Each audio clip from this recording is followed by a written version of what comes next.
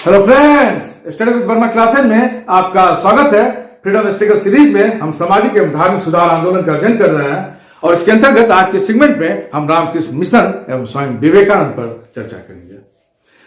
दोस्तों, स्वामी विवेकानंद एक ऐसा नाम जो भारत के आध्यात्मिक एवं दार्शनिक चेतना को गहराई से प्रभावित करते हुए न केवल युवाओं के हृदय में एक नई ऊर्जा और आत्मविश्वास के भाव को संचालित किया, अपितु वेदांत और योग जैसे भारतीय दर्शन को प्रस्तुत कर और उसे पूरे विश्व पटल पर स्थापित करने में भी सक्रिय भूमिका निभाई।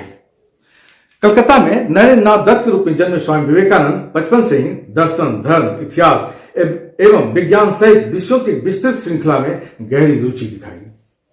लेकिन इतने व्यापक ज्ञान होने के बावजूद नरेंद्र नाथ दत्त सदैव ईश्वर के अस्तित्व के सवालों पर गहराई से परेशान रहते थे और उनकी अपनी इसी बौद्धिक जुगाली की खोज ने उन्हें रामकृष्ण परमहंस जैसे रहस्यवादी संत एवं गुरु के पास पहुंचा दिया।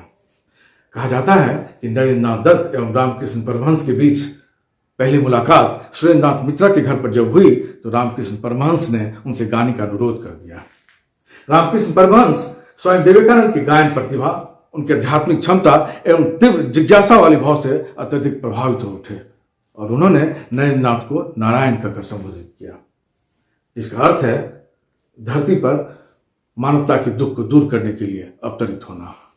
रामकृष्ण परमहंस की इस आत्मिक प्रेम एवं दृढ़ विश्वास ने प्रारंभिक संशयवादी नरेंद्र नाथ दत्त को न केवल एक समर्पित शिष्य के रूप में परिवर्तित कर दिया, बल्कि गुरु शिष्य की एक अद्वितीय एवं प्रेरणादायक जोड़ी का प्रतीक बनकर पूरे विश्व को आध्यात्मिक एवं दार्शनिक दृष्टिकोण से अवगत भी कराया। और इसकी वानगी 1893 में शिकागो में संपन्न विश्व धर्म सम्मेलन में स्वामी विवेकानंद के चर्चित ओजपूर्ण एवं धारा प्रवाह भाषण में देखी जा सकती है। स्वामी विवेकानंद के व्यवहारिक आध्यात्मिक सिद्धांत, मानवीय दृष्टि एवं सह अस्तित्व की अवधारणा का सम्मान करते हुए हम सब उनके जन्मदिन 12 जनवरी को राष्ट्रीय युवा दिवस के रूप में नमन करते हैं। तो चलिए दोस्तों, आज के सेगमेंट में हम स्वामी विवेकानंद के विचारों की गहराई, युवाओं के प्रति दिए गए उनके अमर संदेश एवं राष्ट्र निर्माण में उनके योगदान पर गंभीरता से चर्चा करेंगे। साथ ही साथ इस तथ्य का अवलोकन भी करेंगे कि कैसे एक साधारण बालक नरेंद्र नाथ दत्त अपनी असाधारण प्रतिभा, अपनी अटूट श्रद्धा एवं सेवा भाव से स्वामी विवेकानंद बनकर पूरे विश्व के लिए प्रेरणा का स्रोत बन गया। आइए दोस्तों, सबसे पहले स्वामी विवेकानंद की जीवनी का अध्ययन करते हैं। इस पर कई सवाल, छोटे छोटे प्रश्न पूछे जाते हैं, पूछे भी गए हैं। आप देखिए, इनका जन्म 12 जनवरी 1863। इनकी जीवन यात्रा काफी कम रही, मात्र 39 वर्ष ये जिए हैं, लेकिन इतने कम उम्र में ये ऐसा काम कर दिए हैं जो सदैव युवाओं के लिए प्रेरणा का स्रोत बने रहेंगे। देखिए, 12 जनवरी 1863 को हम 12 जनवरी को राष्ट्रीय युवा दिवस के रूप में मनाते हैं। हम जैसा कि हम इंट्रो में भी बताए हैं, ये राष्ट्रीय युवा दिवस, और ये याद रखिएगा, इसकी घोषणा राष्ट्रीय युवा दिवस, इसकी घोषणा पूछ सकता है परीक्षा में, इसकी घोषणा राष्ट्रीय युवा दिवस का स्वामी विवेकानंद के जन्मदिन का कब हुई, तो 1984। तो इस तरह से अगर ये क्वेश्चन रहेगा कि पहला राष्ट्रीय युवा दिवस हम लोग कब मनाए, तो 12 जनवरी 1985 हो जाएगा। तो 12 जनवरी 1985, 1985, 84 में घोषणा हुई, इसलिए पहला जो होगा आप ध्यान लिख लें, पहला 12 जनवरी 1985। दोस्तों, हम कई बार आपको बोले भी हैं, आप हमारी आवाज पर ज्यादा ध्यान दें। यहाँ पर लिखने में स्पेलिंग वगैरह गलत हो सकता है, इसलिए हम बार बार एक ही चीज को हम दोहरा देते हैं बोलने के क्रम में, तो आप हमारी आवाज पर ज्यादा ध्यान दें। तो राष्ट्रीय युवा दिवस 1984 में घोषणा हुई और इसकी पहला जो हुआ वो 12 जनवरी 1985। मूल नाम पूछ सकता है नरेंद्र नाथ दत्त। ये मूल नाम याद रखिएगा, सबका मूल नाम है। आप जैसे स्वामी दयानंद सरस्वती है, वहां भी मिलेगा मूल शंकर तिवारी करके। तो कई बार परीक्षा में ये होता है 3-4 महापुरुष का नाम दे देगा, उसका मूल नाम दे देगा, मिलानी के लिए देगा। ये सब छोटा छोटा क्वेश्चन रहता है, नोट्स में अच्छा से रखें, इसको समझे, अच्छे ढंग से समझ लें, कोई दिक्कत नहीं होगा। नरेंद्र नाथ दत्त इनकी हायर स्टडी प्रेसिडेंसी कॉलेज में हुई। इस कॉलेज के बारे में थोड़ा आप जानिए, पहले भी हम बता चुके हैं फर्स्ट सेगमेंट में, अगर याद कीजिएगा या ना होगा तो आप वीडियो को फिर से देखिएगा। इसकी स्थापना राजा राम मोहन राय ने 1817 में, राजा राम मोहन राय ने 1817 में हिंदू कॉलेज के रूप में किया था। फर्स्ट सेगमेंट पे हम बता चुके हैं, हम दोबारा बता रहे हैं, फिर भी आप नोट्स में अवश्य लिख लें, 2 बार लिखने से आपका रिकॉल अच्छा होगा। और ये 1855 में प्रेसिडेंसी कॉलेज बना। ये सब पूछ सकता है परीक्षा में। हायर जो कंपटीशन है उसमें तो उसके लिए ज़्यादा ये जरूरी है। प्रेसिडेंसी कॉलेज बना और यही कॉलेज 1910 में प्रेसिडेंसी यूनिवर्सिटी बन जाता है। आप फर्स्ट सेगमेंट निकाल के देखेंगे, आपको सारा डिटेल्स मिल जाएगा, वहां से भी आप फिर से दोबारा लिख लीजिएगा नोट्स में। अब देखिए इनके उपनाम कई हैं, इस पर काफी प्रश्न पूछे गए हैं, इसलिए इस पर अच्छा से आप ध्यान दें। नव वेदांत के जनक, आप लिख लें इसको, नव वेदांत के जनक, भारत का आध्यात्मिक राजदूत। इसलिए कहा जाता है कि 1893 में जो शिकागो में ये जो भाषण दिया 1893 में, उस आधार पर इन्होंने भारत का नाम रोशन किया, भारत को विश्व मंच पर, उस प्लेटफॉर्म पर काफी आगे किया, इसलिए इनको आध्यात्मिक राजदूत, भारत का आध्यात्मिक राजदूत बोला जाता है। परीक्षा में कई बार पूछा गया, आपको दे दिया जाएगा कि भारत का आध्यात्मिक राजदूत किसे कहा जाता है। नव हिंदू धर्म का अवधूत, याद रखिएगा, नव शब्द जब प्राय मिलेगा तो प्राय स्वामी विवेकानंद का ही नाम आता है। नव हिंदू धर्म का अवधूत, राष्ट्रवादी संत, क्योंकि ये अपने राष्ट्रवादी का भी विचार रखते थे, इसलिए इनको राष्ट्रवादी संत भी कहा गया है। ये सब उपनाम है, कई बार परीक्षा में पूछे गए, आप नोट्स में भी रखें इनको। एक सबसे इंपॉर्टेंट आपको यहां पर मिलेगा, हम इंपॉर्टेंट यहां बता रहे हैं क्यों है, ये आपको सामाजिक एवं धार्मिक आंदोलन का आध्यात्मिक पिता, इस पर आप ध्यान रखिएगा। आध्यात्मिक पिता रहेगा तब स्वामी विवेकानंद होगा, लेकिन उसी क्वेश्चन में यदि सामाजिक एवं धार्मिक आंदोलन का पिता रहेगा तब राजा राम मोहन राय आंसर होगा। याद रखिएगा, इस चीज को याद रखें। यहां पर आप हम रेट से भी कर देते हैं कि आध्यात्मिक शब्द जब रहेगा, सामाजिक एवं धार्मिक आंदोलन का आध्यात्मिक पिता कौन था, तो स्वामी विवेकानंद होगा। अगर आध्यात्मिक ना रहकर सिर्फ सामाजिक एवं धार्मिक आंदोलन का पिता होगा तब आंसर राजा राम मोहन राय होगा। तो नोट्स में इसको भी आप अच्छा से लिख लें। परिवारजक संत या भूमक्कर संत भी इसको बुलाया गया है, क्योंकि ये जब रामकृष्ण इनके जो गुरु थे रामकृष्ण परमहंस, हम बताएंगे, उनकी मृत्यु के बाद उनकी शिक्षा को फैलाने के लिए भारत भ्रमण किए थे 3 साल, उसी के कारण इनको भूमक्कर संत या परिवारजक संत भी कहा गया है।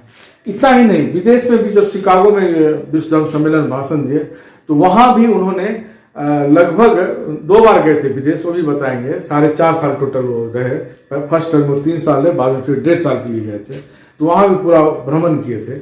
इस भ्रमण के कारण इनका नाम भूमक्कर संत या परिवारजक संत भी कहा गया है। भाषण बहुत अच्छा दिए हैं 1893 में, बहुत चर्चित, उनका इंट्रो में भी बताया बहुत औचपूर्ण भाषण इनका धारा प्रवाह रहा है। इस कारण इनको वक्ता शिरोमणि भी कहा जाता है, वक्ता शिरोमणि इस संज्ञा से भी विभूषित किया गया है। तो ये नाम आपको परीक्षा में डाल दिया जाता है, इसलिए आप नोट्स में अच्छा से लिख लेंगे। अब इनकी मृत्यु पर आए। मृत्यु देखिए 4 जुलाई 1902 को हुई थी, मात्र 39 वर्ष इनकी आयु रही और बेलूर मठ में हुई थी। पूछ सकता है आपसे कहां पर हुई थी, बेलूर मठ में। और इनके जो गुरु हैं रामकृष्ण परमहंस, उन्हीं के बगल में इनकी समाधि स्थल है, बेलूर मठ में। आधिकारिक रिपोर्ट में रक्त वाहिका, मस्तिष्क की रक्त वाहिका फटने के कारण बताई गई है, लेकिन इनके जो शिष्य हैं वो उनका मानना है कि महासमाधि अवस्था में चले गए थे। और कहा यह भी जाता है कि स्वामी विवेकानंद ने पहले से ही भविष्यवाणी कर दिए थे कि हम 40 वर्ष अधिक नहीं जिएंगे। तो उनके शिष्य को ये पता भी था और कहा जाता है कि उसी कारण शिष्य उनको महासमाधि मानते हैं, लेकिन आधिकारिक रिपोर्ट में मस्तिष्क की रक्त वाहिका फटने के कारण हुई है। तो दोस्तों ये इनकी जीवनी हुई। अब हम इनके गुरु काफी इंपॉर्टेंट रहे इनके जीवन में, तो उनके गुरु के बारे में भी हम अध्ययन करते हैं। आइए दोस्तों, अब स्वामी विवेकानंद के गुरु रामकृष्ण परमहंस के बारे में जानते हैं। स्वामी विवेकानंद के जीवन में रामकृष्ण परमहंस अपने गुरु का काफी अहम रोल रहा है और परीक्षा में इस पर कई क्वेश्चन पूछे भी गए हैं, तो इसलिए यहाँ पर बताना जरूरी है। रामकृष्ण परमहंस इनके गुरु रहे। इनकी भी जीवन यात्रा काफी कम रही, महज 50 वर्ष है। 1836 में इनका जन्म हुआ था। इनका मूल नाम गदाधर चट्टोपाध्याय था। ये काफी इंपॉर्टेंट है, हम कई बार दोस्तों पहले भी बता चुके हैं कि सेगमेंट में आपको मूल नाम काफी मिलेंगे, सामाजिक धार्मिक सुधार आंदोलन वाला जो सेगमेंट है, आप इनका अलग सब सारे वीडियो में जो अलग अलग नाम है इनके मूल नाम, जैसे स्वामी दयानंद सरस्वती में बताए थे मूल शंकर तिवारी, तो वो अलग नाम को आप एक जगह कलेक्ट कर लीजिएगा। ये आपकी परीक्षा के दृष्टिकोण से काफ़ी सहूलियत आपको मिलेगी, रिकॉल में भी मदद मिलेगा। इस पर क्वेश्चन पूछे भी गए हैं। तो मूल नाम गदाधर चट्टोपाध्याय होगा। ये काली के पुजारी हैं, ये भी कई बार पूछा गया है। पुराना क्वेश्चन आप निकाल के देखेंगे, यूपीएससी में भी पूछा गया है कि रामकृष्ण परमहंस किस भगवान के या किस देवी के उपासक थे। तो वहाँ दक्षिणेश्वर में मंदिर है, काली मंदिर, उनके ये पुजारी नियुक्त हुए थे, काली के पुजारी रहे हैं। और यहीं पर देखिए, यहीं पर हम आप एक चीज बताते हैं कि जब स्वामी विवेकानंद से मिले, एक वैचारिक क्वेश्चन पर आप आइए, कथन निष्कर्ष में आपको मदद मिलेगा। तो आप देखिए एक विरोधाभासी चरित्र था। ये काली के उपासक थे, जबकि विवेकानंद जो थे वे देखिए ईश्वर में वो भक्ति नहीं करते थे, शुरुआती दौर में नहीं करते थे। ये अंग्रेजी शिक्षा के समर्थक थे स्वामी विवेकानंद। देखिए पूरा विरोधाभासी चरित्र रहा है, आप यहाँ पर लिख भी सकते हैं, तो विरोधाभासी चरित्र ये आप नोट्स में लिखें और एक दृष्टि बनाएं। कथन निष्कर्ष में आपको तब भी आप अच्छे से उसका उत्तर दे पाएगा जब आपको पूरा विषय वस्तु का ज्ञान रहेगा और एक अच्छी समझ बनेगी। तो देखिए ईश्वर की भक्ति में ये विश्वास नहीं करते थे, ये जबकि काली पूजा के समर्थक थे। ये मूर्ति पूजा में भी समर्थक नहीं थे, आइए यहाँ पर मूर्ति पूजा के समर्थक हैं। अंग्रेजी शिक्षा, पाश्चात्य शिक्षा के ये समर्थक रहे हैं। तो पूरा विरोधाभासी चरित्र रहा है। लेकिन बाद में जब इनके संपर्क में आए, इनसे जब ज्ञान अर्जन किए, तब ये जाने कि ना पूरी समस्या का निदान एक ही जगह है, वो है वेदांत। और तब वेदांत के पूरे प्रचार प्रसार में निकले। इसलिए आप देखिएगा पिछले चरण में हम बताए थे इनके उपनाम में कि ये वेदांत के अवधूत के रूप में भी जाने जाते हैं, नव हिंदू के अवधूत के रूप में जाने जाते हैं। तब उनको लगा कि वेदांत जो है सारी समस्याओं का निदान है।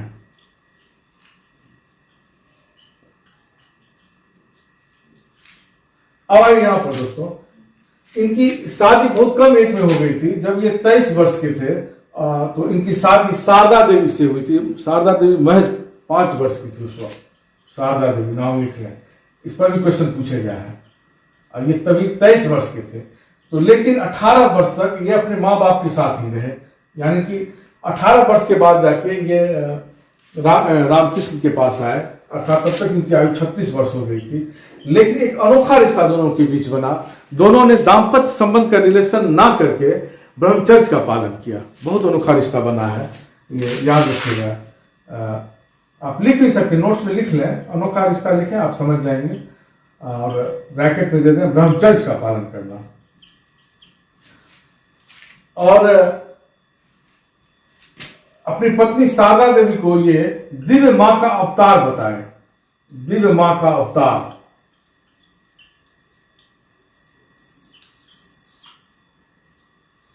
ये क्वेश्चन भी आ सकता है आपको कि रामकृष्ण परमहंस ने अपनी पत्नी को किस रूप में या किस शब्द से विभूषित किया था, दिव्य मां की अवतार के रूप में। और जब इनका निधन हो गया रामकृष्ण परमहंस का 1886 में, तो उनके को जो शिष्य रहे वो शारदा देवी को, ये भी लिख लें आप, शारदा देवी को श्री मां, आपको मिलेगा ये सब क्वेश्चन, श्री मां या पवित्र मां से संबोधित नाम रखा, श्री मां या पवित्र मां। या आपको क्वेश्चन आ सकता है कि ये नाम किसके लिए आया है, श्री मां और पवित्र मां। ये शारदा देवी के लिए आया है और शारदा देवी इनकी पत्नी हुई। 1920 में इनका निधन हो गया था और 1954 में इनकी मृत्यु की 34 साल के बाद जैसे रामकृष्ण मठ है उसी के आधार पर शारदा मठ का स्थापना हुआ। शारदा मठ का आप लिख लें दोस्तों, शारदा मठ कब, 1954 में। किसने किया था, तो महिला सन्यासी के द्वारा। ये भी लिखें, पूछ सकता है परीक्षा में। देखें रामकृष्ण मिशन और रामकृष्ण मठ दोनों में अंतर है। हम दोनों अंतर में जो बारीक चीज है वो हम बताएंगे, लेकिन मोटा मोटी यहाँ पर ये जाने कि रामकृष्ण मठ जो था वो सन्यासी, पुरुष सन्यासी के द्वारा बनाया गया था और उसी के तर्ज पर महिला सन्यासी के द्वारा, जो सन्यासी महिला होंगी उनके द्वारा शारदा मठ की स्थापना की गई 1954 में। यहीं पर जान भी लें रामकृष्ण मिशन, अच्छा अभी फिर से बताएंगे, अगले चरण में वही चीज बताएंगे। तो ये आपको रामकृष्ण परमहंस के बारे में जान गए, और शारदा देवी के बारे में यहाँ पर आप जानें। ये नोट्स में अच्छा से लिख लें, श्री माँ और पवित्र माँ के बारे में, और यहाँ पर लिखे दिव्य माँ का अवतार। आप हमारे बार बार बोल रहे हैं दोस्तों, आप हमारी आवाज़ पर ज़्यादा ध्यान दें, नोट्स में हमारी आवाज़ पर ज़्यादा लिखें, स्पेलिंग वगैरह गलत हो सकती है, इसलिए हम बार बार एक ही चीज़ को दोबारा तिबारा बोल देते हैं। तो ठीक है दोस्तों, इसके बाद हम अगले चरण में संस्था सब के नाम बताएंगे। आइए दोस्तों, अब स्वामी विवेकानंद एवं उनके शिष्यों के द्वारा जो संस्था, आश्रम, सोसाइटी की स्थापना हुई उसके बारे में जानते हैं। उस पर भी परीक्षा में कई प्रश्न पूछे गए हैं, तो आप उन तथ्यों को बहुत अच्छा से समझें और नोट्स भी करते चलें, नोट्स भी बुक में। देखिए, लड़के जहां उलझते हैं, हम सबसे पहले बताते हैं, रामकृष्ण मठ और रामकृष्ण मिशन में उलझ जाते हैं। ये दोनों को एक मान लेते हैं, लेकिन दोनों एक नहीं है, दोनों में थोड़ा बारीक अंतर है, उस अंतर को आप समझिए। रामकृष्ण मठ की स्थापना 1886 में हुई थी, बारानगर जगह में, बारानगर एक मठ है वहीं पर, गुरु की मृत्यु के बाद, ये भी याद रखें। और इनके सदस्य वे ही हो सकते थे जो संन्यास ग्रहण करते थे, और इनका उद्देश्य था वेदांत का प्रचार करना तथा गुरु की शिक्षा को फैलाना, प्रचार प्रसार करना। लेकिन रामकृष्ण मिशन की स्थापना 1 साल के बाद हुई, 1 मई 1897 को कलकत्ता में, और इनका सदस्य गृहस्थ जो जीवन यापन कर रहे हैं वे हो सकते थे, और उनका उद्देश्य था सामाजिक एवं परोपकारी कार्य। तो ये अंतर को समझें, यहाँ संन्यास है, यहाँ गृहस्थ है। और इसी के तर्ज पर हम पहले चरण में भी बताए थे, 1954 में शारदा मठ की स्थापना हुई, शारदा मठ की 1954 में। इसमें महिला सन्यासी, ये भी लिख लें आप, महिला सन्यासी।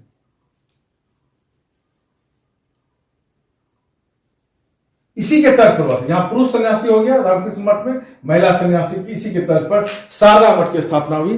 रामकृष्ण परमहंस की पत्नी का नाम शारदा देवी था, उन्हीं के सम्मान में ये नाम रखा गया, शारदा मठ। अब देखिए, 1899 में ये दोनों की ऑफिस जो हेडक्वार्टर है 1899 में, यहां पर हम देख देते हैं सबसे अच्छा, ये कलकत्ता, ये बेलूर हो जाता है, ट्रांसफर हो गया। तो आप यहां पर भी लड़के उलझ जाते हैं। रामकृष्ण मिशन का स्थापना हुआ है कलकत्ता में, अगर क्वेश्चन में ये रहेगा कि स्थापना कहां हुआ, किस जगह पर, कलकत्ता हुआ। लेकिन बाद में 2 साल के बाद ये सब का आपको रामकृष्ण मठ का, मिशन का हेडक्वार्टर ट्रांसफर होकर बेलूर मठ का चला जाता है। यहां तक कि 1954 में जो शारदा मठ की स्थापना हुई वो भी बेलूर मठ में हुई। तो आप इस चीज को अच्छे से दिमाग में बिठा लीजिएगा, ये अंतर को समझ गए, रामकृष्ण मठ और रामकृष्ण मिशन। अब आइए दोस्तों, अद्वैत आश्रम। अद्वैत आश्रम की स्थापना 1899 में अल्मोड़ा के निकट हुई, मायावती जगह है, अल्मोड़ा के निकट मायावती जगह पर हुई। और ये कहां है, उत्तराखंड में, आप ब्रैकेट में दे दीजिए उत्तराखंड, अल्मोड़ा के निकट में। किसने स्थापना की, तो सेवियर दंपति थे जो इनके शिष्य थे, स्वामी विवेकानंद के सेवियर दंपति। पूरा नाम था जेम्स हेनरी सेवियर और शार्लेट सेवियर। हुआ क्या था, 1896 में ये यूरोप की यात्रा में थे स्वामी विवेकानंद, यूरोप की यात्रा। वहां पर ये जब इनके साथ सेवियर दंपति भी थे, तो इन्होंने अपनी इच्छा व्यक्त की कि आल्प्स, यूरोप में आल्प्स है, पर्वत है, आल्प्स पर्वत की तर्ज पर अगर हिमालय में भी हम लोग का एक आश्रम होता तो बहुत अच्छा होता। तो इन लोगों को एक चीज भाग गया, सेवियर दंपति को। इसके बाद ये लोग नौकरी करते थे, वहां पर सेना में थे, और वहां से ये हिमालय में गोद में आए, और वहां पर अल्मोड़ा के निकट जमीन खरीदकर आश्रम की स्थापना किए, और नाम रखे अद्वैत आश्रम। तो ये आपको क्वेश्चन पूछ सकता है, अद्वैत आश्रम की स्थापना किसने किया, तो स्वामी विवेकानंद के विदेशी जो शिष्य थे, सेवियर दंपति, याद रखिएगा, जेम्स हेनरी सेवियर और शार्लेट सेवियर। और स्वामी विवेकानंद 1901 में, 2 में इनकी मृत्यु हो जाती है, 1 में मायावती का भ्रमण भी किया था 1901 में, आश्रम आए भी थे घूमने के लिए, एक बार आ भी चुके हैं 1901 में, ये भी लिख लें आप नोट्स में। अद्वैत आश्रम 1899 में स्थापना हुई। अब आइए रामकृष्ण कुटीर, इसकी स्थापना 1916 में हुई, अल्मोड़ा में ही हुई, अद्वैत आश्रम के बगल में रामकृष्ण कुटीर 1916 अल्मोड़ा। किसने किया, तो स्वामी शिवानंद और स्वामी तुरानंद ने, स्वामी शिवानंद और स्वामी तुरानंद ने किया था। यह भी आप नाम लिख लें। रामकृष्ण कुटीर की स्थापना की गई थी। तो ये 4 हो गया भारत की धरती पर का संस्था हुआ। रामकृष्ण मठ, रामकृष्ण मिशन, अद्वैत आश्रम, रामकृष्ण कुटीर। एक इसमें भी जोड़ लें आप शारदा मठ को भी। अब आए विदेश में। विदेश में इन्होंने 2 आश्रम सोसाइटी की स्थापना की। पहला वेदांत सोसाइटी। 1893 में जब ये शिकागो में इनका भाषण काफी चर्चित हो गया, तो वेस्टर्न में हिंदू धर्म में या जो हिंदू आध्यात्मिक ये दर्शन है वेदांत दर्शन में, वहाँ के लोगों ने काफी रुचि लेनी शुरू की और उनका जिज्ञासा भाव काफी जग गया। तो इनको लगा कि नहीं, यहाँ पर भी एक ऑफिस खोलना चाहिए। इन्होंने वेदांत सोसाइटी के नाम से 1894 में न्यूयॉर्क में, जस्ट 1 साल के बाद, मेनहट्टन में जगह है मेनहट्टन, यहाँ पर 2 कमरों का किराया पर इन्होंने लिया और वेदांत सोसाइटी की स्थापना की। इसमें इनका उद्देश्य था कि वेदांत का प्रचार प्रसार करना। बाद में इसी के तर्ज पर बहुत जगह ये खोल दिए, इनकी शाखा खुली। कनाडा में खुल गया, टोरंटो में, कनाडा में टोरंटो आप लिख सकते हैं, लंदन में खुल गया। 1900 में सैन फ्रांसिस्को में खोला गया वेदांत सोसाइटी की स्थापना। तो लेकिन पहला आपको 1894 में न्यूयॉर्क में खुला था, मैनहट्टन में।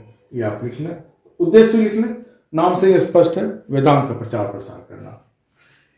एक देखिए शांति आश्रम की स्थापना की गई थी 1900 में कैलिफोर्निया में, एंटीनियो घाटी में। पूरा चीज लिखें, आपको हायर एग्जाम में ये सब क्वेश्चन डाल सकता है।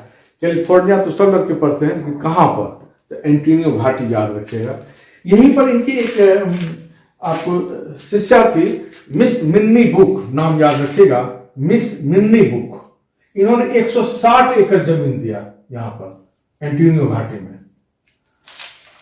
तो तब तक ये आ चुके थे, इंडिया से भेजे स्वामी तुरानंद को, और स्वामी तुरानंद ने इसका स्थापना किया। तो कभी कभी क्वेश्चन में ये डाल देगा आपको कि शांति आश्रम की स्थापना किसने की, तो याद रखिएगा स्वामी तुरानंद होगा स्थापना में। लेकिन प्रेरणा किसने दी, तो स्वामी विवेकानंद ने। तो आप इसको लिख भी लें, स्थापना देखिए स्वामी तुरानंद ने की थी। लेकिन प्रेरणा अगर आपको क्वेश्चन में डालेगा तो स्वामी विवेकानंद होगा, स्वामी विवेकानंद। तो साहब हमारी आवाज पर ध्यान दें, स्पेलिंग वगैरह गलत हो सकता है। प्रेरणा स्वामी विवेकानंद, लेकिन स्थापना पूछेगा स्वामी तुरानंद। और किसने जमीन दी थी ये भी याद रखिएगा, विदेशी शिष्या थी इनकी, मिस मिन्नी बुक, 160 एकड़ दिया था कैलिफोर्निया में। और एक चीज और भी याद रखें, 2025 में 125वीं वर्षगांठ भी मनाई गई है वहां पर। करंट का क्वेश्चन हो जाएगा ये आपका, 125वीं वर्षगांठ मनाई गई है, आपको क्वेश्चन डाल सकता है। शांति आश्रम इसी साल मनाई गई है। एक चीज और यहाँ वेदांत सोसाइटी में लिख लें कि स्वामी अभ्यानंद का काफी रोल रहा बाद में, स्वामी अभ्यानंद का। ये वहां पर गए और 1921 तक इसके अध्यक्ष रहे और इसका प्रचार प्रसार बहुत जगह किए। और इनको फैलाने में अगर आपको क्वेश्चन ये डाल देगा कि वेदांत सोसाइटी की शाखा खुलवाने में सबसे ज्यादा अहम रोल किसका रहा, तो याद रखिएगा स्वामी अभ्यानंद का। ये 1921 तक अध्यक्ष और बहुत जगह फैलाए, बताइए कनाडा, टोरंटो। तो ये नाम अवश्य याद रखिएगा, स्वामी अभ्यानंद का। तो ठीक है दोस्तों, ये संस्था वगैरह हो गया। अब शिकागो में जो स्वामी विवेकानंद भाषण दिए हैं उनके बारे में जानते हैं। आइए दोस्तों, अब स्वामी विवेकानंद का सबसे चर्चित और पूर्ण जो धारा प्रवाह भाषण का विश्व धर्म सम्मेलन शिकागो में रहा है, इसके बारे में जानते हैं। देखिए, विश्व धर्म सम्मेलन आप लिख लें शिकागो, पहला था ये 11 सितंबर 1893 को हुआ। और ये किसके प्रतिनिधि बन के गए थे, हिंदू धर्म के। ये भी लिखिए, ये भी क्वेश्चन पूछता है, हिंदू धर्म किसके प्रतिनिधि थे, हिंदू धर्म के प्रतिनिधि। और इनका भाषण का जो पहला शब्द है कि हमारे अमेरिकी भाइयों एवं बंधुओं, इसी शब्द से प्रारंभ किए थे। और कहा जाता है कि इसी शब्द पर बहुत ज्यादा ताली बजी शुरुआत में, और उसके बाद जाके आदमी मंत्रमुग्ध या प्रभावित होना शुरू हो गया। वहां के लोग इस चीज से काफी खुश हुए थे, इस शब्द से, अमेरिकी भाइयों एवं बहनों, प्रतिनिधि। और ये इनको प्रेरणा कौन दिए थे, कौन इनको भेजे थे प्रेरणा, ये काफी इंपॉर्टेंट क्वेश्चन है।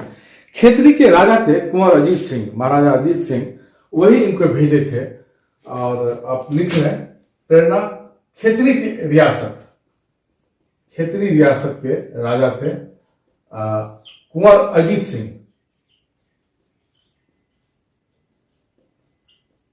पूरी जिंदगी इनका साथ दिए।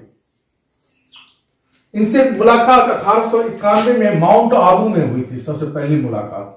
वहां पर कहा जाता है कि राजा अपना घूमने के लिए, ऐश करने के लिए गए थे गर्मी में, और स्वामी विवेकानंद भी अपना प्रचार प्रसार करने के लिए गए थे, तो वहीं पर दोनों की पहली मुलाकात हुई। और कहा जाता है कि पहली मुलाकात में ही कुंवर अजीत सिंह इनके शिष्य बन गए, इनको अपना गुरु भाई सब बताया स्वामी विवेकानंद को। इनसे काफी प्रभावित हो गए और खेतरी आने का निमंत्रण भी दे दिए थे। तो और कहा जाता है कि इनको इकोनॉमिकल काफी मदद की है। इतना ही नहीं, बाद में आपको बताते हैं कि 1891 से 1911 यानी लगभग 20 वर्ष तक स्वामी विवेकानंद की मां को, लगभग 20 वर्ष स्वामी विवेकानंद की मां को 100 रुपये प्रति माह मासिक भत्ता भी भेजते थे। ये 100 रुपये मासिक भत्ता इनकी मां को भेजते थे और काफी इकोनॉमिकल मदद किए हैं कुंवर अजीत सिंह, काफी प्रभावित हो गए। लेकिन सबसे दिलचस्प तथ्य यह है कि नरेंद्र नाथ दत्त का नाम जो स्वामी विवेकानंद रखा गया है, रखे तो नाम स्वयं है।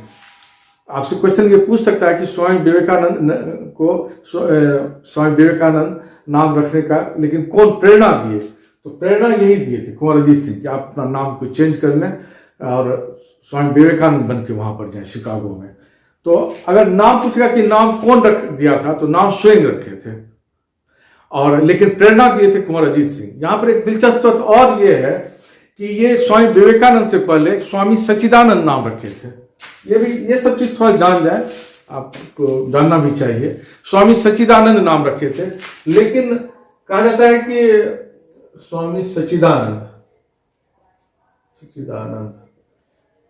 लेकिन स्वामी विवेकानंद को यह नाम पसंद भी था कि स्वामी सच्चिदानंद हम अपने नाम को रख लेते हैं, लेकिन यही इनकार कर दे कि नहीं, ये नाम उतना अच्छा नहीं लगता है, आप विवेकानंद रखें। नाम का सुझाव कुंवर अजीत सिंह ही दिए थे, वही उनका प्रेरक था। तो आप क्वेश्चन में देखिएगा कि क्वेश्चन क्या है, बारीकीपन से आप क्वेश्चन को पढ़िएगा, हड़बड़ा के टिक नहीं लगाइएगा। प्रेरणा और सुझाव देने वाले कुंवर अजीत सिंह थे, लेकिन नाम स्वयं रखने वाले स्वयं थे स्वामी विवेकानंद। ये भी पूछ सकता है कि सिर्फ वो एक और नाम जो विकल्प पर विचार करे तो वो नाम क्या था, तो स्वामी सच्चिदानंद। तो ये काफी इनको मदद किए थे 1891 में। कहा जाता है कि शिकागो में भेजने के लिए, विश्व धर्म सम्मेलन में भाग लेने के लिए इनको काफी मुहैया कराए थे, पैसा वगैरह दिए थे, वस्त्र वगैरह भी दिए थे। और इतना ही, मुंशी इनका जगमोहन नाम था, एक मुंशी जगमोहन था, इनको ये बंबई तक भेजे थे, आज का जो मुंबई है, कि आपकी यात्रा सही ढंग से हो, तो इसकी देखभाल करने के लिए मुंबई तक भेजे थे। मुंबई में जहाज पर बिठाए थे, अपने मुंशी को भेजे थे, मुंशी जगमोहन नाम लिख लें। अगर लिखना चाहें तो लिख सकते हैं इसको परीक्षा में। और वहां पर भाषण दिए, ये इनका भाषण काफी चर्चित रहा, बताए हैं इनकी, यहीं पर आप इनकी विचारधारा को भी जान जाए। हाँ, एक चीज और लिख दें कि एक लाइन और लिखें, स्वामी विवेकानंद ने अपने जीवन का एकमात्र मित्र किसको बोला है? अपने जीवन का एकमात्र मित्र, ये क्वेश्चन पूछ सकता है। स्वामी विवेकानंद ने किसको अपने जीवन का एकमात्र मित्र बोला है? आंसर होगा कुंवर अजीत सिंह। ये आप लिखना चाहें नोट्स में, कुंवर अजीत सिंह को मां को दिए थे मासिक भत्ता। तो वहां पर जो विचारधारा है, विचारधारा पर भी आए आप थोड़ा सा देखिए। इनकी विचारधारा में पहला स्थान था वेदांत का। एक क्वेश्चन ये डाल देता है कभी कभी कि स्वामी विवेकानंद पर किस दर्शन का ज्यादा प्रभाव रहा, तो ये याद रखिएगा, लड़के लोग गड़बड़ा जाते हैं इसमें। बौद्ध दर्शन होगा, बौद्ध दर्शन का प्रभाव काफी ज्यादा रहा। तीसरा देखिए, ये आत्मा के दिवत पर काफी विश्वास किए। इनका मानना था कि प्रत्येक जो इंसान है, प्रत्येक जो मानव है, इसके अंदर काफी एक प्रेरणा शक्ति है, ये काफी कुछ कर सकता है, बस उसको करने की जरूरत है। यानी इनका था कि प्रत्येक आदमी महान है, और इसको आप ये इस रूप में भी रख सकते हैं कि सेल्फ जो ईगो है या सेल्फ रिस्पेक्ट है, आप इसको अगर समझना चाहें तो सेल्फ रिस्पेक्ट को काफी ये तरजीह दिए थे, सेल्फ रिस्पेक्ट की भाव को। चौथा पॉइंट देखिए, ये एकत्व का सिद्धांत था इनका, एकत्व का सिद्धांत। इनका मानना था कि प्रत्येक धर्म की मूल शिक्षा एक ही है और प्रत्येक मानव एक है, प्रत्येक धर्म और प्रत्येक इंसान, प्रत्येक मानव एक है। एकत्व के सिद्धांत में यही विचारधारा है। और पांचवा लिखिए, निस्वार्थ प्रेम भाव। निस्वार्थ प्रेम भाव, एक मानव को दूसरे का बिना स्वार्थ का प्रेम करना चाहिए। और एक छठा जो काफी इंपॉर्टेंट है, कर्म योग। और कहा जाता है कि युवाओं को जो प्रेरक शक्ति दिया है इसी से, कर्म योग से। हम का भी नाम जब बताएंगे उसमें राजयोग, कर्म योग किताब में लिखे हैं। तो कर्म योग का ये सिद्धांत ये काफी इंपॉर्टेंट है कि कर्म अवश्य करना चाहिए। आप ब्रैकेट में डाल दें, युवाओं को यहां से प्रेरणा काफी मिला है, प्रेरणा कर्म योग का सिद्धांत। तो ये इनकी विचारधारा रही है। आप एक इस पर समझ बनाए और एक दृष्टि भी बनाए, कथन निष्कर्ष वगैरह सब क्वेश्चन में आपको इससे काफी मदद मिलेगी। वेदांत की विचारधारा किस दर्शन का प्रभाव है, तो बौद्ध दर्शन का इनकी विचारधारा पर काफी ज्यादा प्रभाव है। ये इंपॉर्टेंट क्वेश्चन है, याद रखिएगा। आत्मा का दिवस पर विचार, सेल्फ रिस्पेक्ट जिसको बोल सकते हैं, एकत्व का सिद्धांत, निस्वार्थ प्रेम भाव, कर्मयोग का सिद्धांत, और इसी से युवाओं को प्रेरणा मिली है। ये तथ्य याद रखिएगा। एक और इसी में बता देते हैं, 2 लाइन का है कि ये विदेश कितनी बार गए, तो याद रखिएगा विदेश 2 बार गए। एक गए, आपको यहां लिख देते हैं, विदेश 2 बार गए थे। ये पहला 1893 से 97 गए। यही मेन था कि इसमें जो शिकागो वगैरह गए, उसके बाद जाकर इन्होंने उस विचारधारा को पश्चिम में काफी फैलाया भी, वेदांत सोसाइटी और की स्थापना करके, उसके बाद शांति आश्रम भी स्थापना किया। दूसरा बाद में फिर ये 1899 से 1.5 साल रहे थे, 1901 तक रहे। तो कुल मिला के 4.5 साल ये विदेश में व्यतीत किए, विदेश यात्रा में।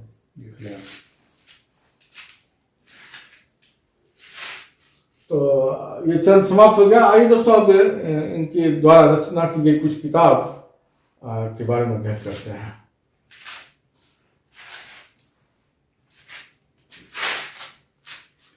आइए दोस्तों, अब स्वामी विवेकानंद के द्वारा रचित पुस्तक के बारे में अध्ययन करते हैं। इनके द्वारा जो रचना की गई है मूलतः 2 भाषा में, इंग्लिश में और बांग्ला में। तो सबसे पहले हम इंग्लिश वाले जान जाते हैं। इंग्लिश में इन्होंने 5 किताब मूलतः लिखे हैं जो ज्यादा इंपॉर्टेंट है। एक राजयोग, कर्म योग, भक्ति योग, ज्ञान योग और माई मास्टर। एक एक के बारे में थोड़ा थोड़ा जान लें, क्योंकि आजकल का जो कॉम्पिटिटिव एग्जाम है और स्टूडेंट्स ये अपेक्षा रखता है कि सिर्फ पुस्तक का नाम ना जाने, उनके भीतर क्या है कम से कम एक मूल बेसिक जो तथ्य है वो अवश्य जाने। तो आप यहाँ लिख सकते हैं राजयोग। राजयोग में लिखे हैं पतंजलि के जो योग सूत्र है उस पर ये व्याख्या है। तो आप लिख लें पतंजलि के योग सूत्र पर व्याख्या है। अब हमारी आवाज पर ज्यादा ध्यान दें, हम बार बार एक ही लाइन को हम बार बार 2 बार 3 बार बोल देते हैं ताकि आपको नोट्स बनाने में दिक्कत ना हो। राजयोग पतंजलि की योग सूत्र पर व्याख्या है। कर्मयोग, ये पिछले चरण में भी हम बताए थे, इनकी विचारधारा में कर्मयोग का काफी महत्वपूर्ण स्थान है और युवाओं को जो प्रेरणा शक्ति मिली है वो यहीं से मिली है। तो इनका है भी कि निस्वार्थ कर्म करने से ही आपको आध्यात्मिक मुक्ति मिलेगी। तो आप इसमें इस विचार उनकी विचारधारा ही है, उसी पर ये किताब भी रचना की है। तो आप यहां पर लिख सकते हैं निस्वार्थ कर्म से आध्यात्मिक मुक्ति।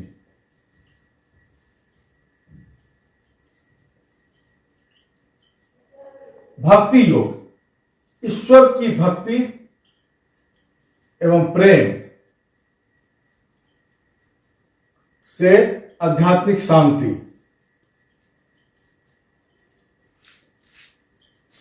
भक्ति योग में ईश्वर की भक्ति एवं प्रेम से आध्यात्मिक शांति का वर्णन है। ज्ञान योग, ये भी काफी इंपॉर्टेंट है। इसमें आपको अद्वैतवाद या अद्वैतवाद, वेदांत दर्शन और ज्ञान के माध्यम से सत्य की खोज, वेदांत दर्शन एवं ज्ञान के माध्यम से सत्य की खोज। ये बेसिक तथ्य है, ये जानना जरूरी है। किताब के नाम के साथ ये अवश्य इतना कम से कम जाने। ज्ञान युग में पूछ सकता क्या है, तो अद्वैतवाद, वेदांत दर्शन एवं ज्ञान के माध्यम से सत्य की खोज। एक और किताब है माय मास्टर, ये आपको अपने गुरु की जीवनी और उनकी शिक्षा पर है। तो स्वामी विवेकानंद ने द्वारा रचित है, अपने गुरु रामकृष्ण परमहंस। तो लिख सकते हैं अपने गुरु रामकृष्ण परमहंस, आप पूरा लिखे नोट्स में, कि जीवनी और शिक्षा पर आधारित।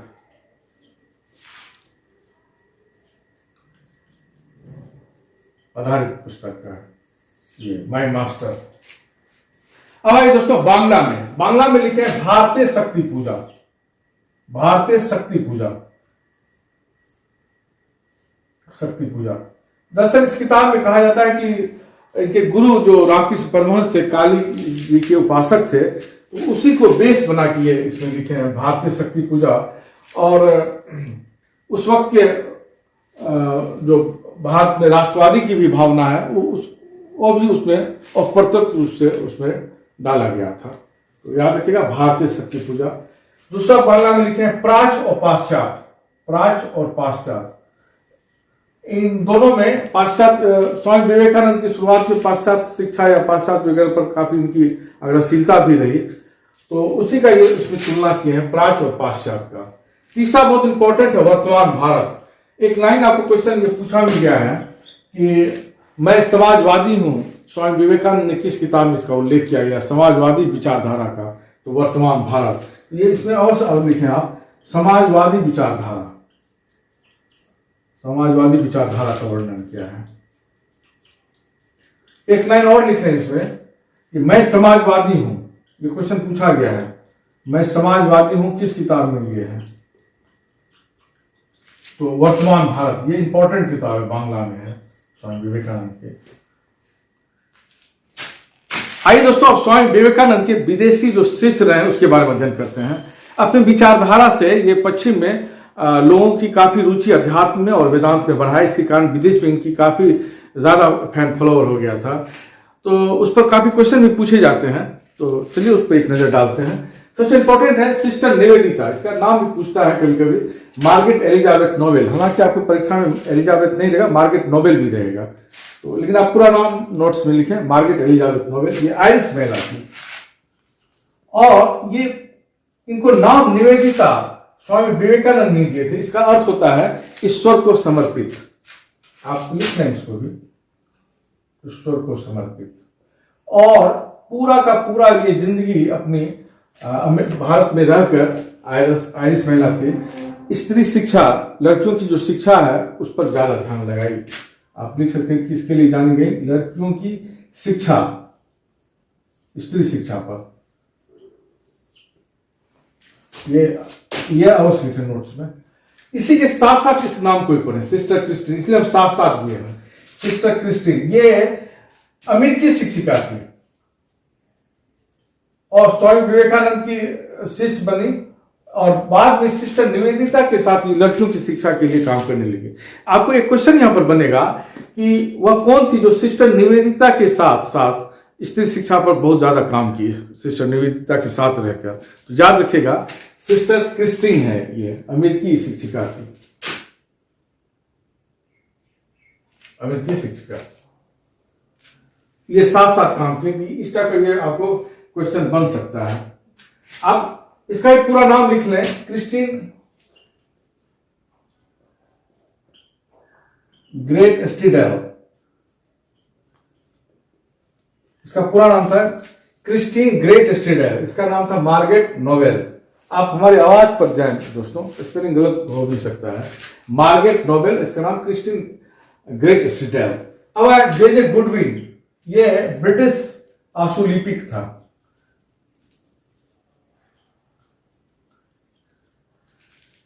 ये शिकागो में जो भाषण दिए थे उस वक्त इनसे जुड़े थे। इनका जो भाषण बाद में जो सार्वजनिक भाषण या निजी भाषण थे उसका दस्तावेज तैयार करना इन्हीं के हाथ में था। इनका रोल बहुत ज्यादा अहम रहा। क्योंकि आज जो हम स्वामी विवेकानंद का जो भाषण को सुन पढ़ रहे हैं, उनमें जे गुरबिन का बहुत बड़ा रोल रहा है। ये बहुत कम आयु जी, 28 वर्ष में इनकी मौत हो गई थी, 28 ईयर्स में।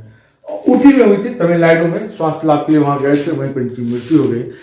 स्वामी विवेकानंद की मौत से काफ़ी मर्माहत हुए। 3 वर्ष ही इनके साथ रहे थे, 3 वर्ष। और इन्होंने कहा क्या कि हमारा जो जुबान है, हमारी जो भाषा है, वो आज चला गया। क्योंकि बहुत बड़ा रोल रहा है कि अगर आप ये नहीं होते तो हो सकता है इनका बहुत सारा भाषण हम नहीं पढ़ पाते आज। जे गुरबिन का ब्रिटिश राष्ट्रपति पर। मिस मिन्नी सीबुक, इसके बारे में बताए ही पहले भी चरण में। शांति आश्रम तो कैलिफोर्निया में खोला गया, 160 एकड़ जमीन यही दी थी, 160 एकड़ जमीन एंटोनिया घाटी कैलिफोर्निया में। उसे बता चुके उस चरण में, कैलिफोर्निया का एंटोनिया घाटी में मिस मिन्नी सीबुक ये विशेष बन गई और 160 एकड़ जमीन दान की थी। और उसी पर स्वामी तुरानंद को भेजे थे स्वामी विवेकानंद ने भारत से, और वहां पर शांति आश्रम की स्थापना ये थी। मिसेज जॉर्ज डब्ल्यू हेल, जो जब कुंवर अजीत सिंह इनको तो काफी वस्त्र पैसा वगैरह देके भेज दिए थे, लेकिन वहां पर फिर रहने की व्यवस्था ये हेल ही की थी, जॉर्ज डब्ल्यू हेल ने। तो आप लिख सकते हैं, विश्व सम्मेलन जो गए थे तो यहीं पर आश्रय इनको मिला था, यहीं पर ये रहे थे। ये डब्ल्यू हेल को माँ हेल के से संबोधित किए हैं, माँ हेल। तो ये याद रखिएगा, आश्रय लिख दें, शिकागो लिखें, समझ जाएंगे आप। नोट्स में आप पूरा लिख लें। शिकागो में जो भाषण देने गए थे अमेरिका में, तो कहाँ ठहरे थे, तो मिसेज जॉर्ज डब्ल्यू हेल के यहाँ ही ठहरे थे। सेवियर दंपति, इसके बारे में तो पहले भी बताइए आपको कि अल्मोड़ा में आश्रम की स्थापना किया, और द्वैत आश्रम की अल्मोड़ा में। पिछला चरण में बता चुके हैं इसको। सेवियर दंपति थे, 1800 बताया भी 1896 में ये जब घूम रहे थे इनके साथ यूरोप की यात्रा में, तो इच्छा व्यक्त की थी स्वामी विवेकानंद की, आल्प्स की तरह हिमालय में भी हम लोग का आश्रम होना चाहिए। तो इसी इनको लग गई, और वहां पर नौकरी छोड़ के सेना में थे, यहाँ पर आए अल्मोड़ा में मायावती जगह पर, और वहां जमीन खरीद कर उन्होंने आश्रम की स्थापना की थी। सेवियर दंपति, पूरा नाम था पिछले चरण में बता चुके हैं, हेनरी सेवियर और शार्लेट सेवियर। स्वामी अभ्यानंद, इसके बारे में लिखे, ये इनका नाम था मैरी लुइस, मैरी लुइस। और ये महिला थी, और अमेरिका में स्वामी जी से दीक्षा लेने वाली प्रथम महिला मैरी लुइस थी। ये बाद में हालांकि रास्ता अलग हो जाता है दोनों का। तो आप यहाँ पर ये चीज लिख लें कि स्वामी जी से दीक्षा ग्रहण करने वाली प्रथम अमेरिकी महिला मैरी लुइस थी। इनका नाम रखे बाद में स्वामी अभ्यानंद, लेकिन बाद में दोनों की दिशा भी अलग हो जाती है। तो दोस्तों, आज का सेगमेंट हम यहीं खत्म करते हैं रामकृष्ण मिशन और स्वामी विवेकानंद पर। अनुमान करते हैं कि ये क्लास आपको अच्छा लगा होगा। फिर भी कैसा लगा कमेंट करके अवश्य बताइएगा। बहुत बहुत धन्यवाद। Thank you.